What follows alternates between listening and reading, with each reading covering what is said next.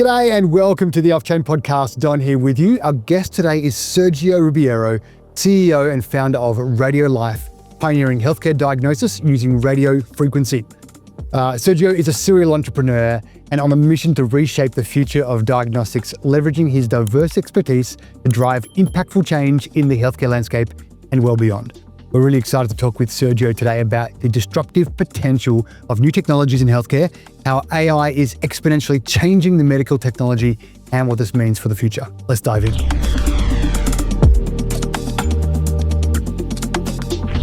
Maybe, Sergio, tell us, what is your origin story? How did you end up doing what you're doing now with Radiolife? Well, it starts from where I came from. I was born in Brazil, and I grew up kind of obsessed with patterns, nature, in behavior, all kinds of different patterns everywhere. And that kind of obsession led me into engineering and then into AI.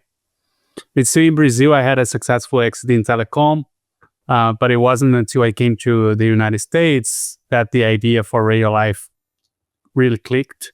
And I realized that diagnostics is broken.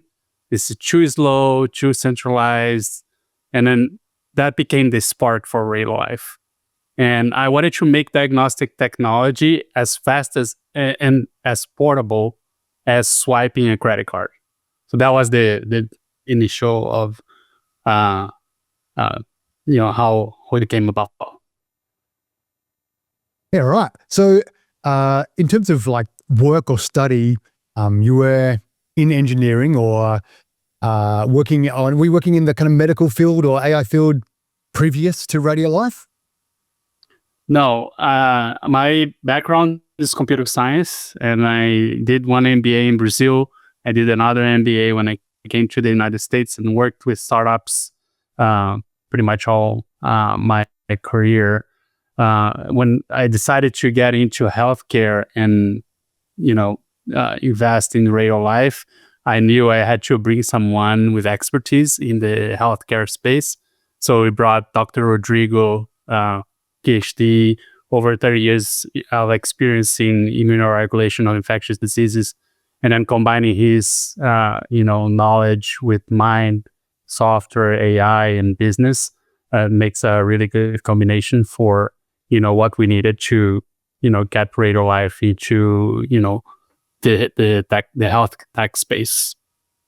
Yeah, man, everyone that I speak with, I mean, everyone, probably 100% of people I speak with who are either working in an AI related field or experts or even like philosophically thinking about AI, the healthcare field comes up as one of the things that everyone, including myself, most excited about. And yet it seems that, none of the people I've spoken with yet have actually been dipping their toes in or like you said, you found diagnostics is broken. And yet I'm amazed that even though so many people can see this is a great application of this technology, it seems that, most people aren't as far along as you are in actually seeing that realized. Let me tell us a little bit about the mission behind Radiolife. How did you see the problem, diagnostics is broken. How did that actually come about from someone who was, from a computing background?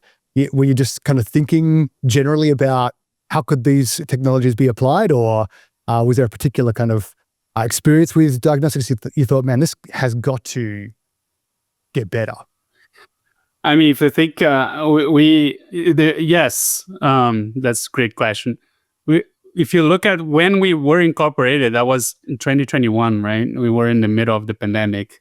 Yeah. And then we were already brainstorming the idea, but, all that mass and seeing people losing their jobs and business closing the doors because they just couldn't operate with the pandemic.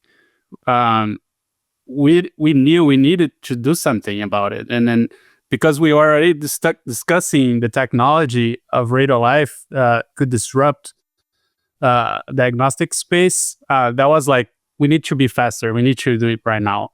So I think that was the initial. But, it was like the intersection of two ideas, non-invasive sensing and intelligence on the edge. And I thought, what if you could scan liquid sample like saliva or urine, not using any reagent, right? Mhm. Because that's ultimately, we see the biochemical reagents as the villain in this space because they make everything slow and expensive. So we don't use reagents, only use radio waves and artificial intelligence. So no labs, no waiting times. So it's really the realization of the tricorder of the Star Trek. Yeah, that's awesome. Okay, you've got one of these devices there. Can you show us what it looks like and talk through, how does that actually then work? Yeah, so basically the idea was like we wanted to do something simple. So you can see there's no button in the device. And then we wanted to use a liquid sample to scan with radio frequencies. So using a test tube. This is a standard Falcon 4 test tube. And then it's just water here, but it could be a saliva sample or urine. And then we have a hole where we put the test tube. Once the light turns blue, before we do that, we scan. There is a barcode reader here. We scan the sample, and then the light will turn blue, and we put the test tube in the device, and then the light will turn yellow. And then within 20 seconds, after scanning radio frequencies, it will capture the RF signature of the sample, and the light will turn either green or red, depending on if the target was found or not. Right. So, I mean, is this looking at, like, do you have to select for the thing that you're searching for, or can you do a broad range of things all in one go? That's the goal. Initially, we're gonna begin with one diagnostic test, and then we in the beginning, in the training stage where we're testing. We began with SARS-CoV-2. Then we did a clinical study for E. coli. We did also biomarkers like glucose. All right. So in the beginning of the training stage, but we're going through clinical trials. And then we're going to go to the market with one target. And as we add new targets, then the device will be able to test a variety of targets in one go, like you said. That's ultimately what we want to do. That's awesome, man. So is this a technology that you stumbled upon? Is this a technology that has been around for a while and people just haven't been applying it in this kind of sense? Or is this something that's only really been made viable since AI has become more viable? Yeah, so the technology was there, but the AI really is what enabled what we're doing.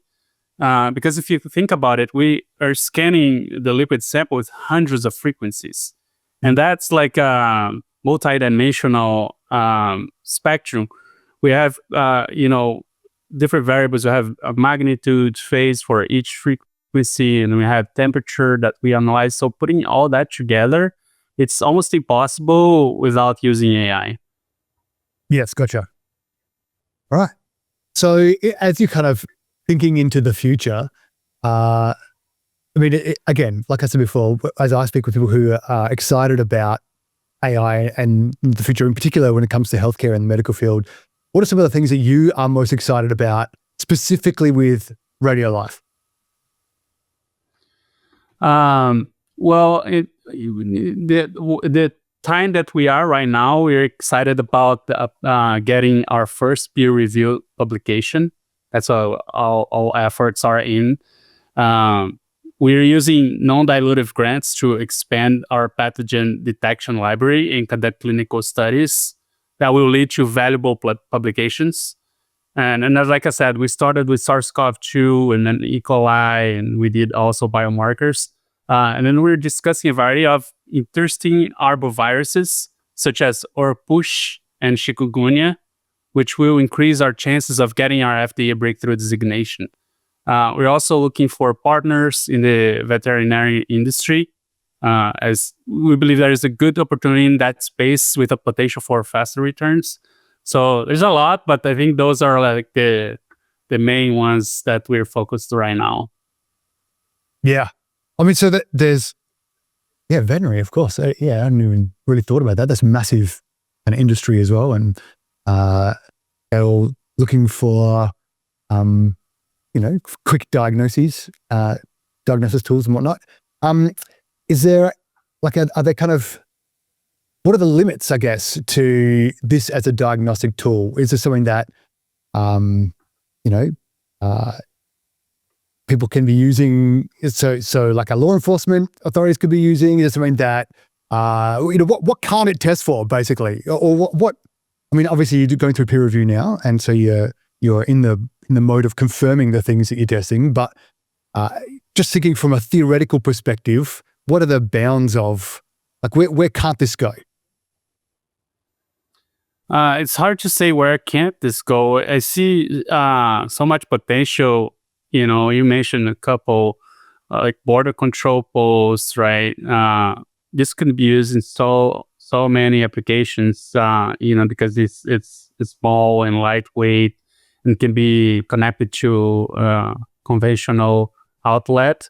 You could even use battery, for like more remote applications that lack resources from laboratories. So there's so many things that could be done with that that it's even hard to list everything.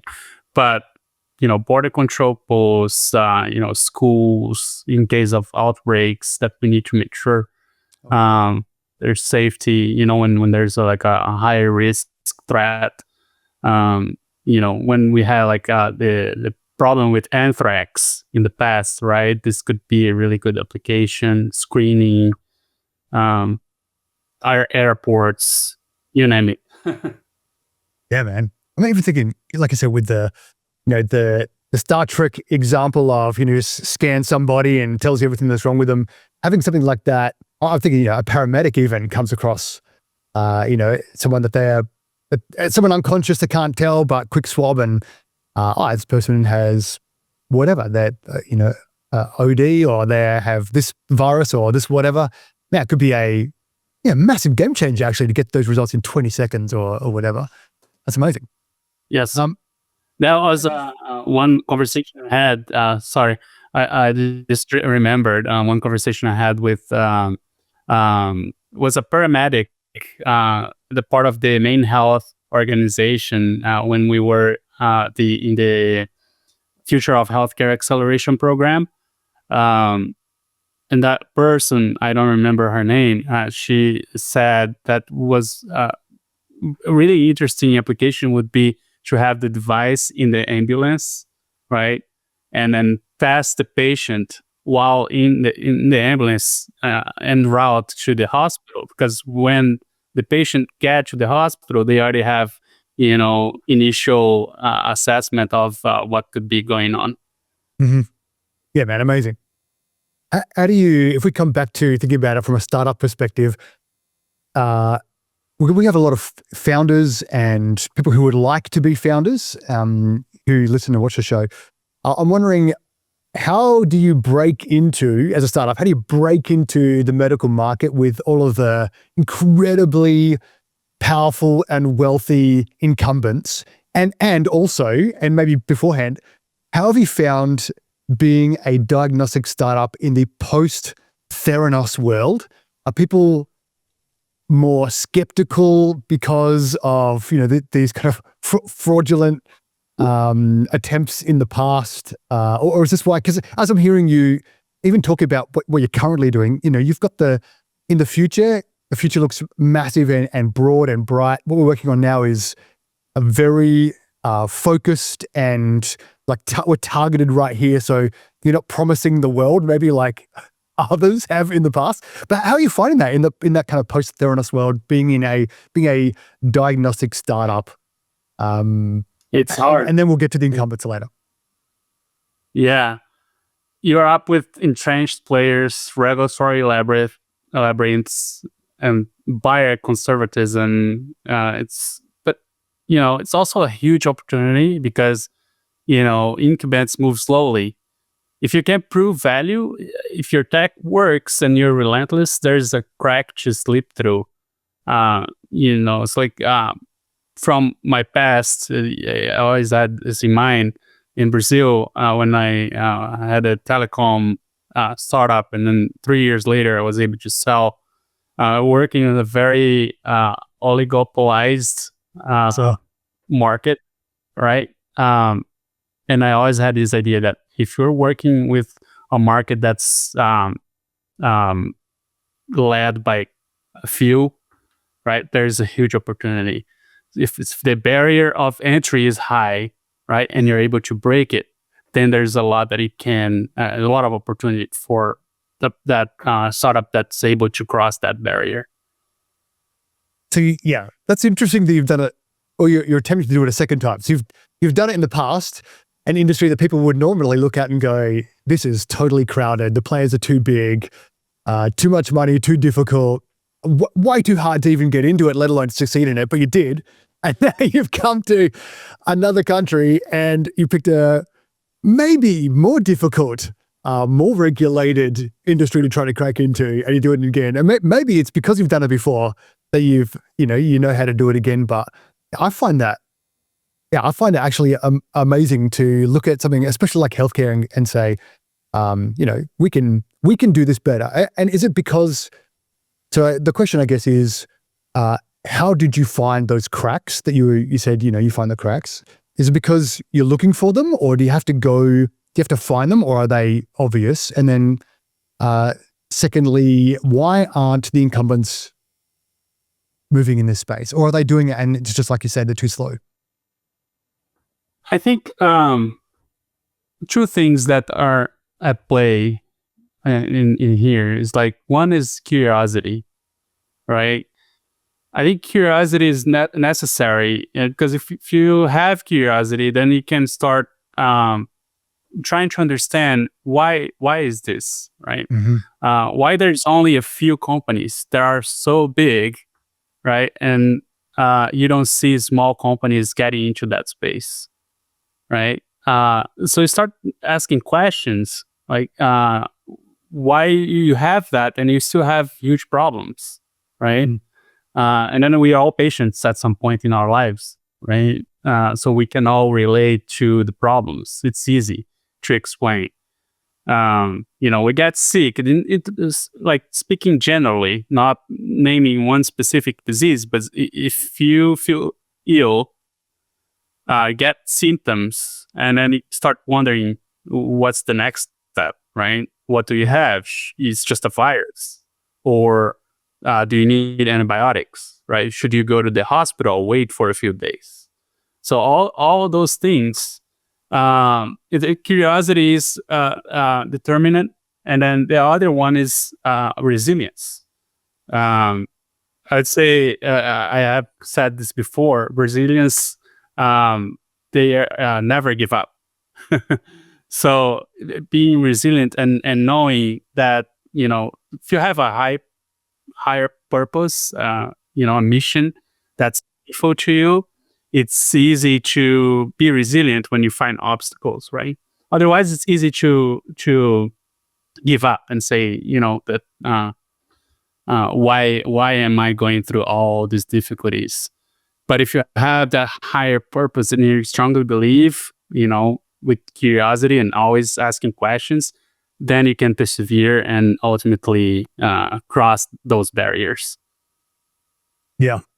Well, so in that case, how have you found this startup compared to your previous startup? Say at the same kind of point that you're in now with Radiolife, you think back to the same point previously. What are some of the similarities and what are some of the differences? Yeah, I would say similarities, like both are in an industry that's controlled by a few. That's one. And the other one, I think the main is regulatory, highly regulated space. Oh, Telecom in Brazil, there were a number of things you could do without, having the regulatory approval. So that actually prepared me to what I'm facing right now. In terms of differences, I think the health tech space is a lot, and it's bigger, has many additional opportunities in terms of like how you can not only grow as a company, but also what impact you're going to do. So I think that's what really brought my interest in investing in Radiolife. Is like, we not only have a huge opportunity, but we're gonna help millions of people and save lives potentially. So that's that additional thing that you're going to pursue when things get difficult. Yeah, man. So you've spoken about AI a little bit, but we haven't really kind of delved into it yet. In what way? So, you said that this kind of technology can really only happen with the proliferation of AI in its current form. How exactly does Radiolife then use AI in making diagnosis or in the equipment? That's a great question. So our device sends radio frequency pulses through the liquid sample, like I said before, and the reflections, like the echoes, they are full of complex signatures. And then AI comes in to decode that chaos, and you recognize microbial patterns in those signals. And then I like to think of it as the Shazam for pathogens. Yeah. So there's a database of those responses to those RF, the radio frequencies, and it's matching those with the database. And so is this a database that you have built that is accessible or that is growing and building? Or is this what the peer review is trying to determine now? Yeah, so once we are past the training phase, right, we have the AI models that they have that intelligence ingrained, right? It's built in the AI model that allows the device to work offline. It's super important. So we can upload the diagnostic model into the device, and the device can work even if it's not connected to the cloud.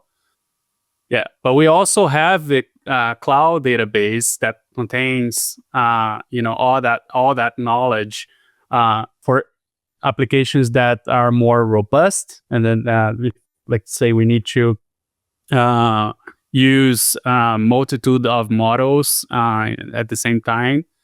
Then we might not be able to have everything offline, and then we can leverage that connection with the cloud and be able to do that. How far away do you think we are, in terms of months or years, from say Radiolife being able to make 99.99% accurate diagnosis, but then another AI or another vertical you build maybe later on being then able to determine then here's the correct treatment for that, and then again another AI in a modular sense, or again, as you expand, being able to then administer that.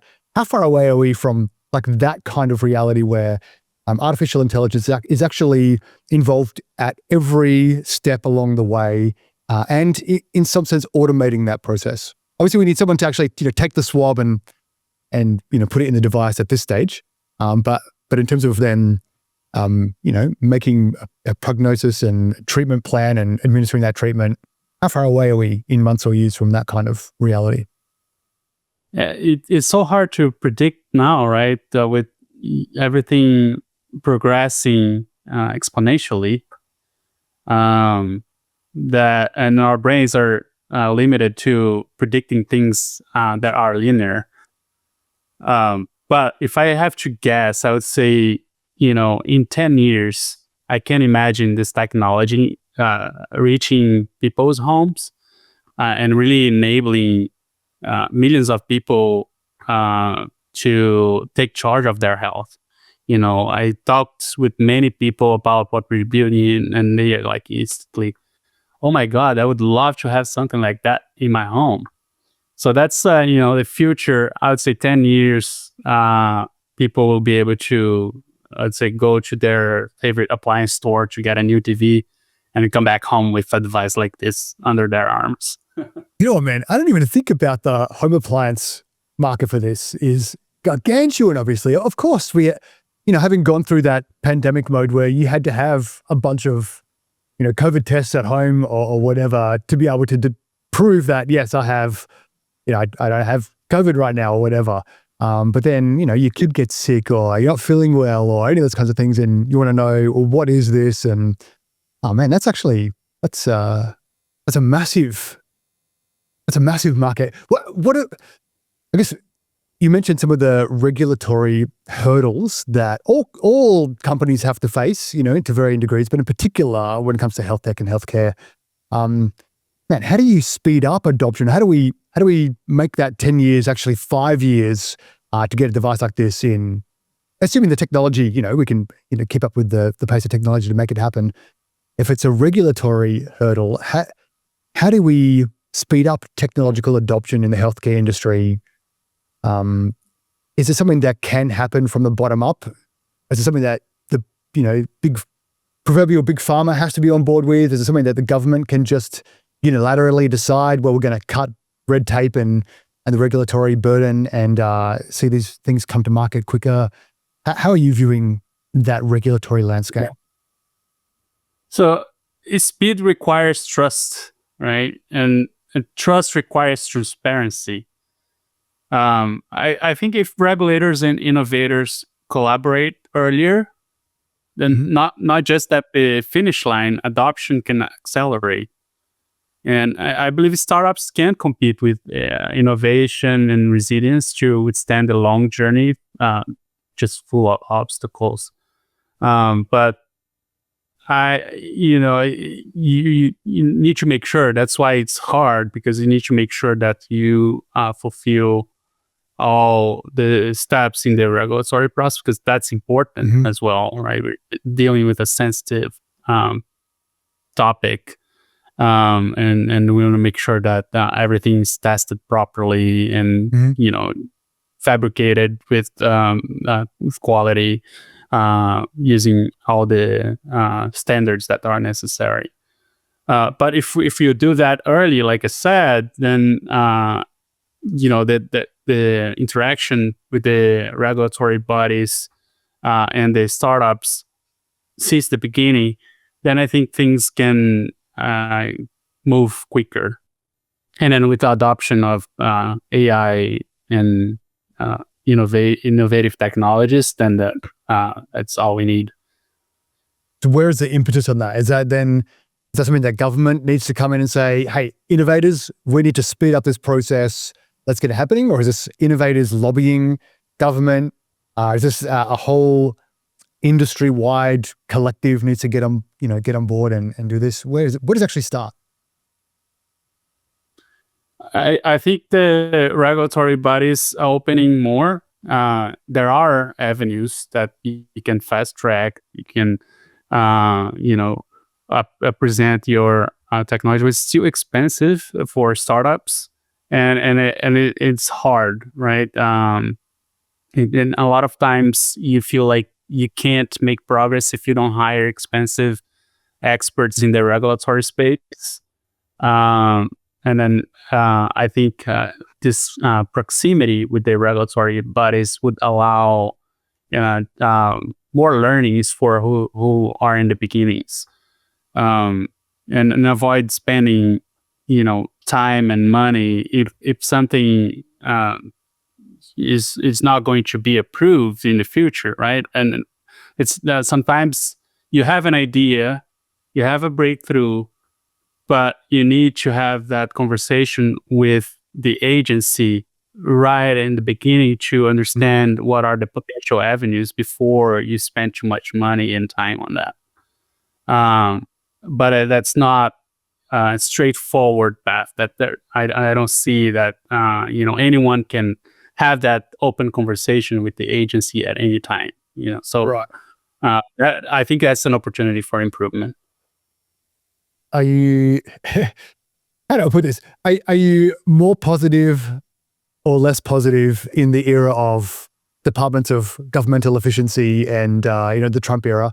Is this something that you look at and go, okay, that they are at least stating that they're keen for effectiveness and efficiency, or is there something that you look at and go, it's too much of a kind of cacophonous situation for something good to come out, or does it not really matter? You just keep going, do what you're doing, and let the results speak for themselves.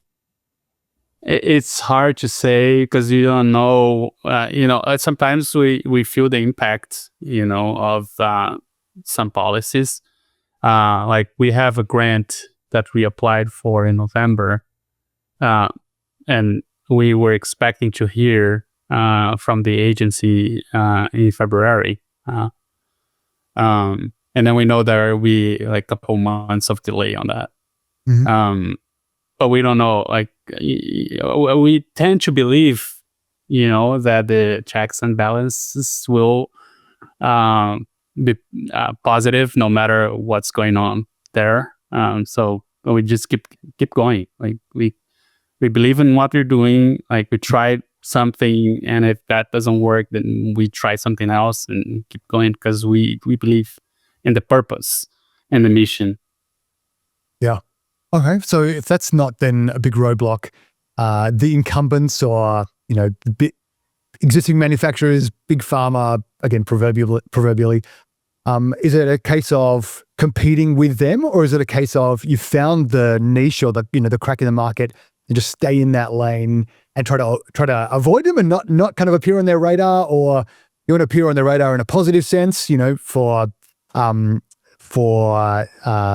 potential partnership and investment or whatever? How are you viewing those kinds of incumbents? Yeah, I think you kind of nailed it. Basically, is trying to go on a space that's not you're not going to be competing directly with them.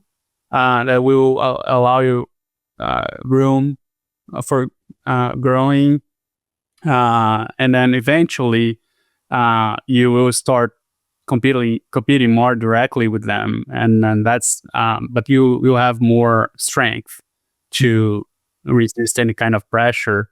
But ultimately, what can happen is that in the future we could license our technology, or could have a potential acquisition happening if it makes sense.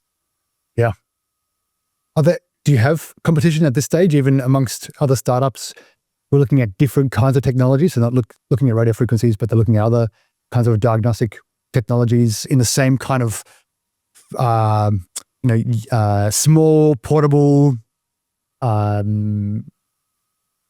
unit that can be used, not connected to the cloud or whatever. Other kinds of technologies that are trying to do the same kind of thing? Yeah, there are a few technologies that, try to miniaturize and make things smaller. But every technology that I've seen so far, they are relying on the use of a biochemical reagent. So I think that's the differential of what we're doing.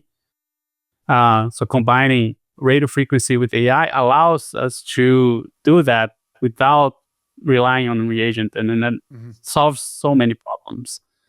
And then if you think, like, for example, when we had the peak of Omicron, right, during the pandemic, there was a collapse on the supply chain. The laboratories didn't have enough reagents to test everybody.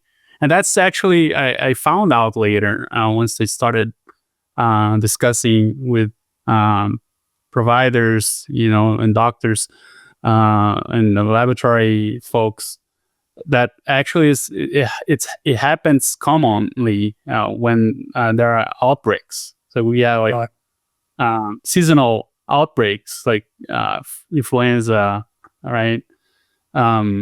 So that's a big problem, and loss of opportunity, right? Because if you have a laboratory and people just can't get tested, right? You have revenue loss in there. So I think. Yeah, I'm thinking with the kind of just-in-time supply chain, where there are outbreaks, if you're not ready, you don't have the stuff. So if you don't actually need that reagent, that's again a game changer, man. It's really actually That's really awesome. And then obviously, again, that enables you to get into homes without people having to then go and buy the consumable stuff to actually make it work or to find out, what's going on. That's really impressive. For someone like you, who obviously serial entrepreneur, good at spotting gaps, not risk averse in terms of tackling big problems with big solutions, are there other areas of AI, maybe generally, or health tech more specifically, that is outside of what you're working on, but that you see you're very excited about, you're glad that other people are working on? What are those kinds of things, specifically with artificial intelligence? So you're like, man, I'm glad those people are working on that because that's going to be a real game changer. Not necessarily in your lane, but out there. Yeah, I think there's a lot of innovation going on in the DNA space, right? CRISPR and other technologies that involve DNA. I think those are huge. Basically, they're working with the code of the human body, right? So I think there's a lot of things that are going to happen in that space, and it excites me a lot. I'm constantly reading, those technologies coming up, and curious to learn, what's next. Yeah. Are there any particular applications that you are excited about, even if they're theoretical at this stage, but people are working on? For Radiolife? Or in general? Just in general, yeah, in artificial intelligence, yeah. Like for example, with DNA, what are some of the things that, what does that mean for us as humans? Or what are some of the potential outcomes or applications? Oh, yeah.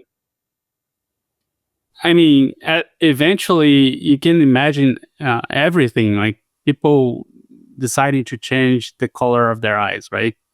Not only health implications, but also aesthetic.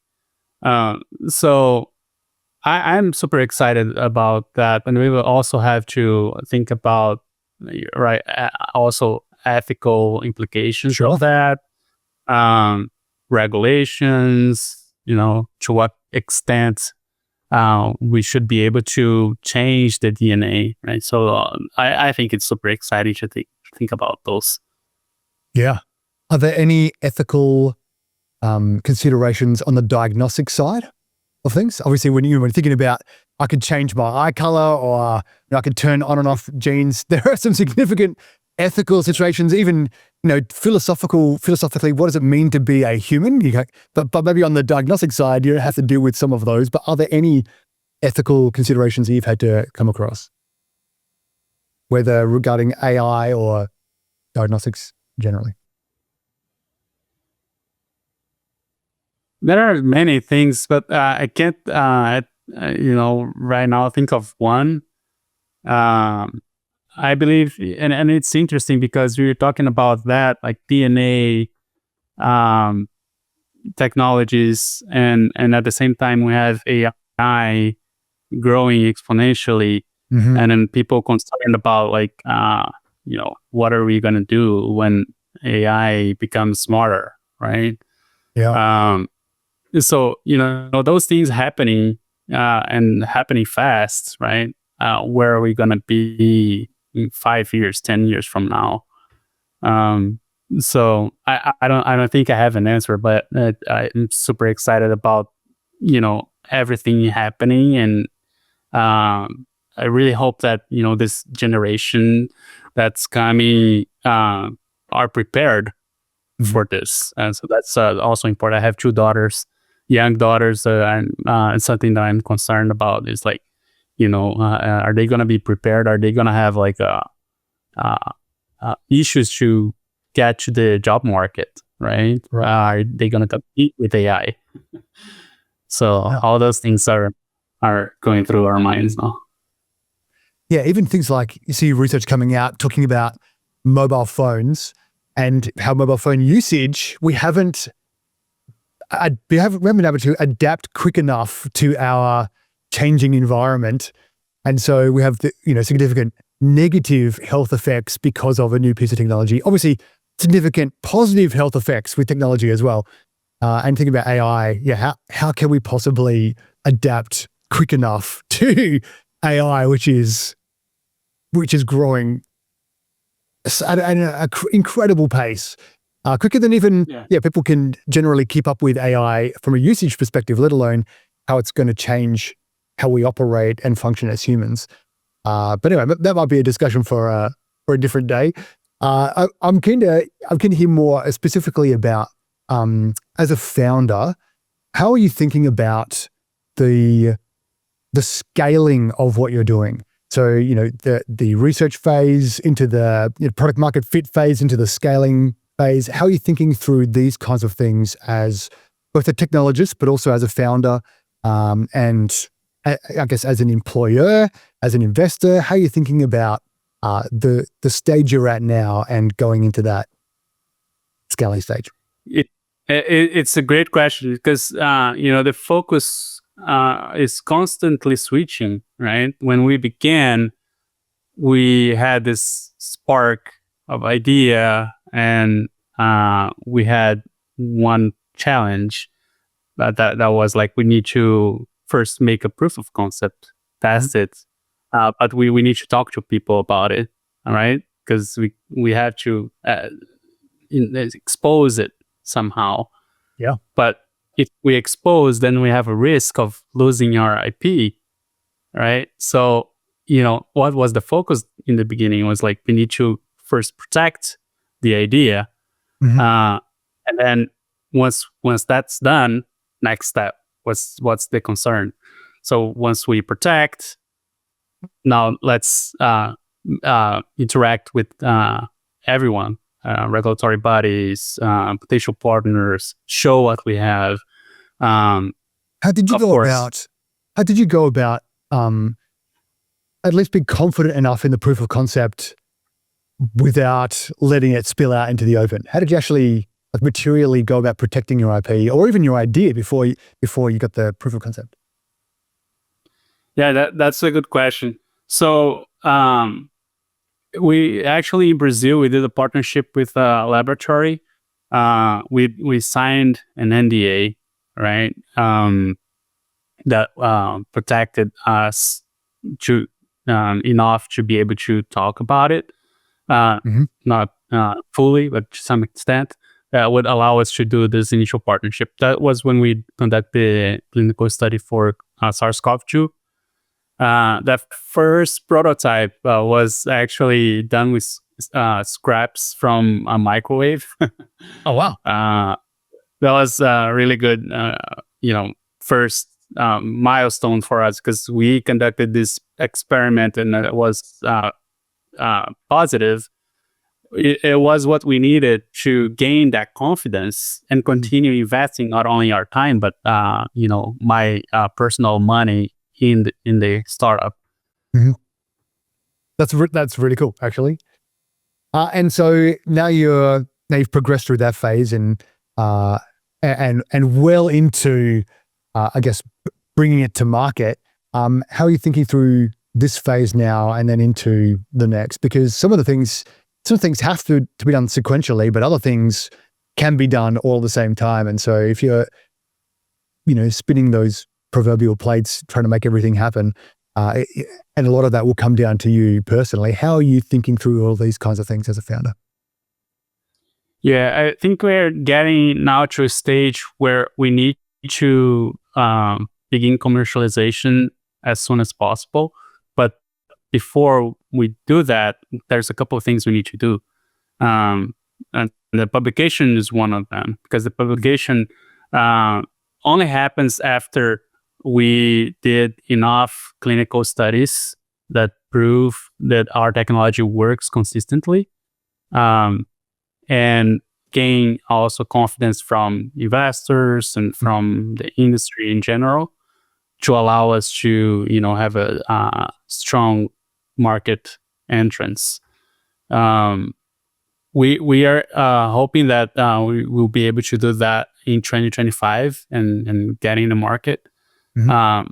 Don't know specifically if it's going to be for human diagnostics or veterinarian, but we're focused on that now. And then once we get to the commercialization step, then we'll be scaling up, right? We need to show traction and that the customers are wanting what we're building, and then just grow from there. Yeah. So do you have everything that you need to do that? Do you have all of the internal capabilities and money, or are you out raising, or are you trying to get partnerships, or is it just head down? We have everything. We need time to actually do it. Where are you at in that regard? I don't think we will ever have everything.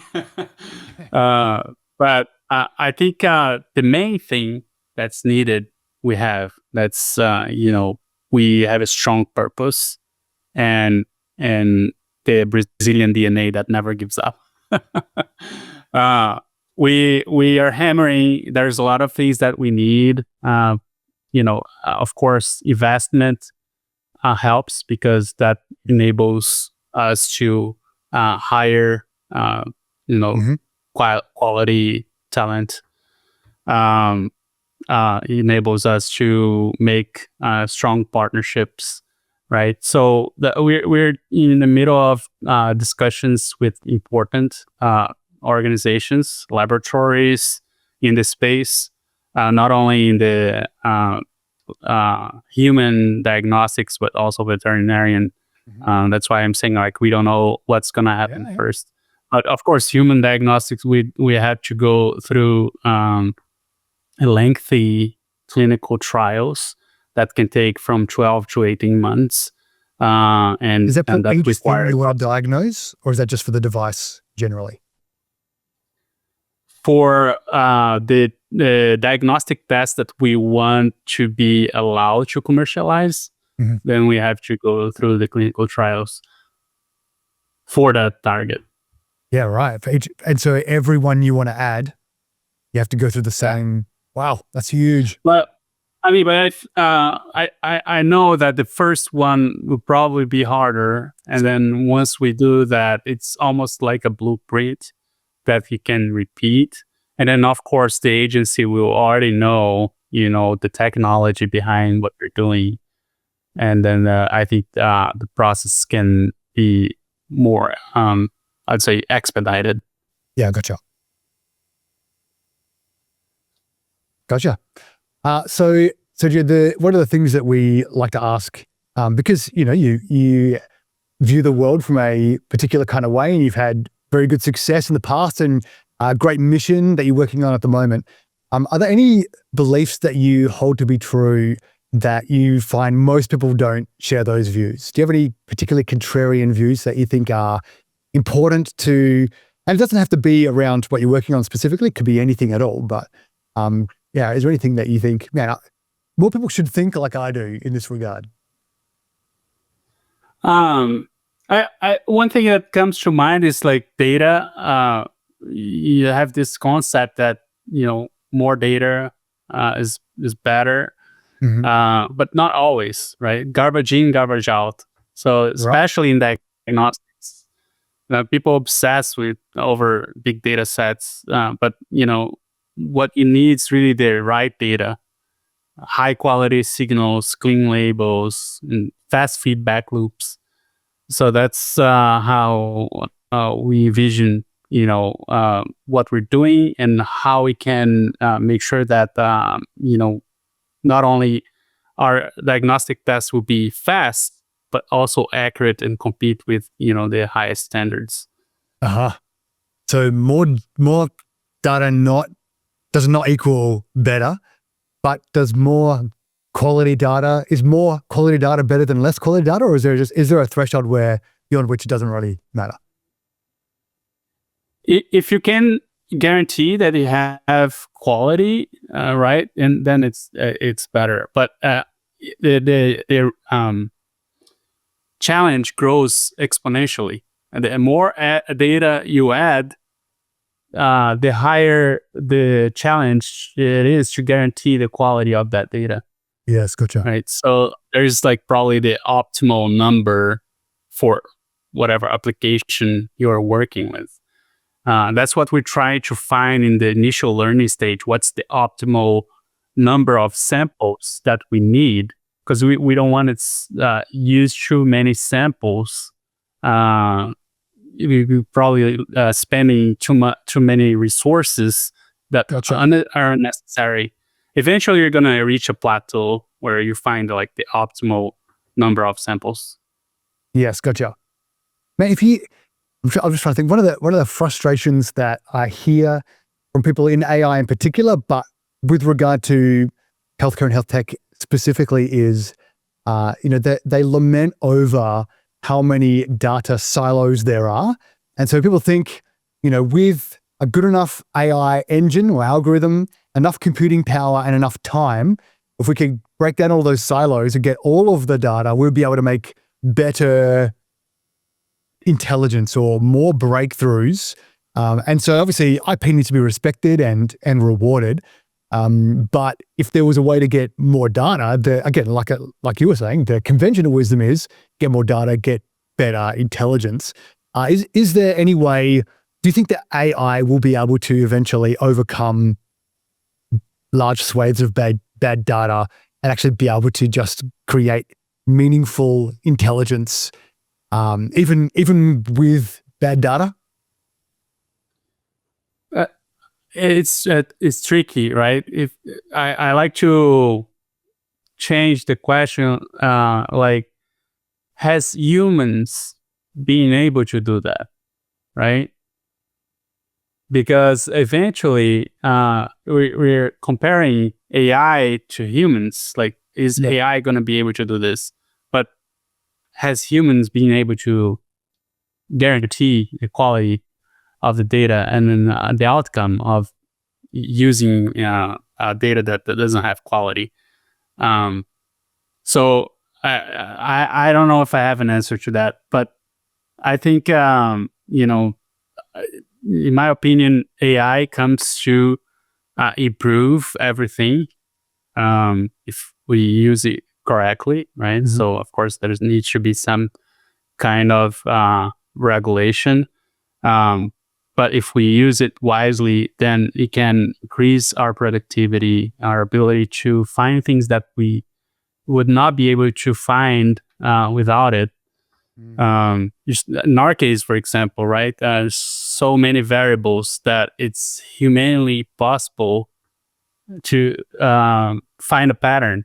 You just get lost in so many different signatures, so many different variables that you can't pinpoint a pattern. But AI is able to do that. So using AI to our benefit, and making sure that you constantly have like